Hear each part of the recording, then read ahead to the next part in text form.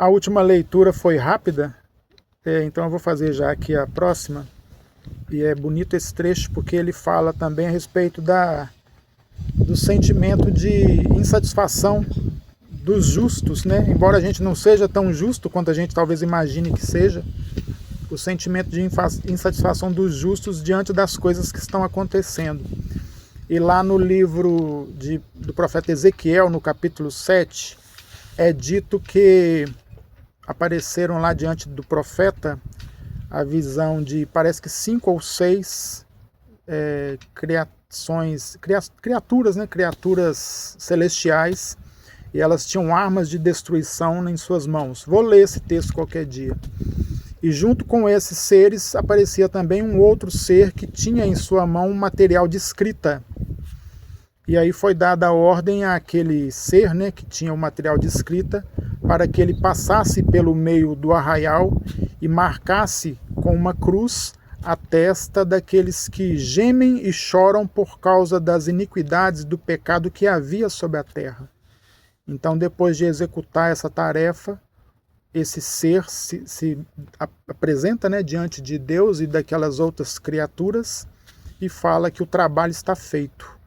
E eu vejo que esse texto aqui do Salmo 119, ele cruza bastante com essa mesma ideia, esse mesmo contexto. Então é bonito você pensar nessa ideia de cruzar, né, os textos da Bíblia. Deus me abençoou nesse tipo de percepção, glória ao nome dele por esse dom, por essa habilidade. Eu gosto de ler, eu tenho essa, vamos dizer, facilidade de assimilar um texto com o outro, de lembrar de uma outra passagem que conecta e traz ali. Então é isso, cada um no tempo devido tem que colocar em prática os dons que recebeu durante a vida. Então, quando a gente está pensando aí, né, na parábola lá dos dons e dos talentos, eu quero apresentar diante de Deus esse talento para que ele possa depositar mais um, e eu crescer, e daqui a pouco eu ter mais um, mais um, porque a Bíblia fala que quando a gente executa bem aquele dom, a gente vai receber outros. Então, em nome de Jesus, eu quero ler aqui para vocês esse trecho. Maravilhosos são os teus testemunhos, por isso a minha alma os guarda. A exposição das tuas palavras dá luz e dá entendimento aos simples. Abri a boca e respirei, pois que desejei os teus mandamentos. Olha para mim e tem piedade de mim, conforme usas com os que amam o teu nome. Ordena os meus passos na tua palavra, e não se apodere de mim iniquidade alguma. Livra-me da opressão do homem, assim guardarei os teus preceitos. Faze resplandecer o teu rosto sobre o teu servo, e ensina-me os teus estatutos. Rios de água correm dos meus olhos, porque os homens não guardam a tua lei.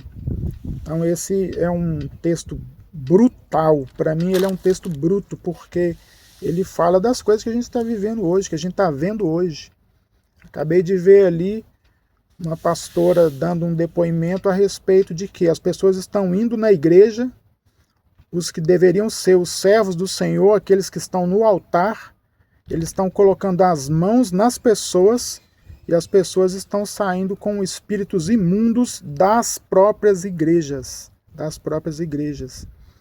Então chegou aquele tempo em que nós deveremos talvez voltar a congregar dentro da nossa própria casa, escondido, né? Mas ainda assim de joelhos no chão e orando para que esses espíritos maus, ao perceberem a nossa presença, eles batam em retirada em nome de Jesus. Assim acontecia com Jesus, assim acontecia com os discípulos lá naquele tempo. Jesus aparece, né, num determinado contexto, e aí os espíritos falam: que temos nós contigo, Santo de Deus? Não é chegada ainda a sua hora, o que você está fazendo aqui? Então que os espíritos possam se manifestar assim na presença dos santos de Deus nesse nosso tempo. Eu quero ter essa habilidade, então se eu ainda não a tenho, que Deus possa depositar isso na minha vida e na sua, para a honra e glória dele mesmo.